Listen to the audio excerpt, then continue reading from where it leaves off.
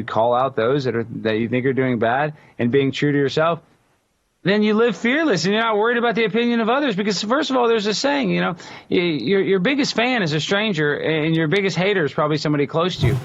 Tell me what is unique about you and I think is unique about me. Why don't we care? Why don't we want that popularity? And this has been going on with me. Again, I'm a lot older than you, but I used to always say, going into press boxes and my media peers, many of them, and particularly I really held this to the people that considered themselves journalists, is like when I went into a press box or went to visit a locker room or went to go talk to a coach, I didn't care whether they liked me or not. It was totally unimportant. I wanted respect and I wanted them to answer my questions.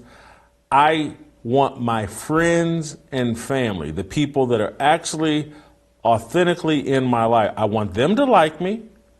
I want them to be happy to see me. I don't want these other people to be unhappy to see me, but if they are and I've done nothing wrong, I don't care. And so I'm wondering, and I think you seem to have the same set of values. Why do we have those values and other people don't? Or why aren't we chasing that kind of approval? Well, I just want to applaud you. I mean, you're one of the most legendary Kansas City journalists to ever exist, going after the Chiefs. And they're, a class organization. And I think a lot of people in your position wouldn't do that, especially in the sports media today. As soon as they get a job, they want to keep a job. So they're afraid to actually call out these sports teams. And let's be honest, every single sports team that's not winning the championship has a lot of, things you could call them out for. But I think the reason why you and I are unique is, for me, is that, I'm sure yours, pretty popular, you're pretty well liked. But at the end of the day, I don't just like somebody. They have to earn my respect, like you, like those players, they have to earn your respect. And I think that I know that I'm only going to appeal to a niche audience. I'm not trying to appeal to everybody. So if I'm just going to be true to myself, like you're true to yourself, and you applaud stuff that you think is good and you call out those that you think are doing bad and being true to yourself, then you live fearless and you're not worried about the opinion of others. Because first of all, there's a saying, your biggest fan is a stranger and your biggest hater is probably somebody close to you. And so maybe you've had, I've gone through traumatic issues in my life that have toughened me up to realize that, there are only a few people that really care about me and I care about them back.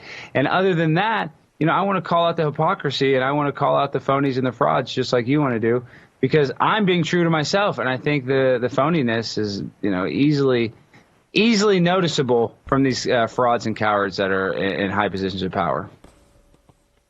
I'm going to say this. I want to get your reaction, Alex. My answer would be, and because I don't want to make assumptions about you, but let me know if this applies.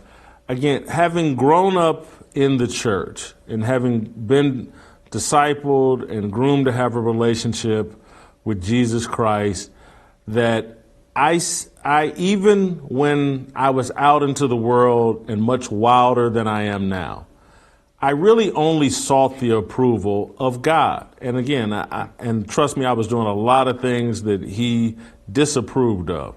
But the approval of man has never really interested me, because I was taught in my church upbringing that there's only one person who needs to approve of you.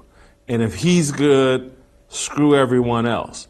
And that has pretty much been my mentality. And so I look at this culture we built that's very secular, very detached from God.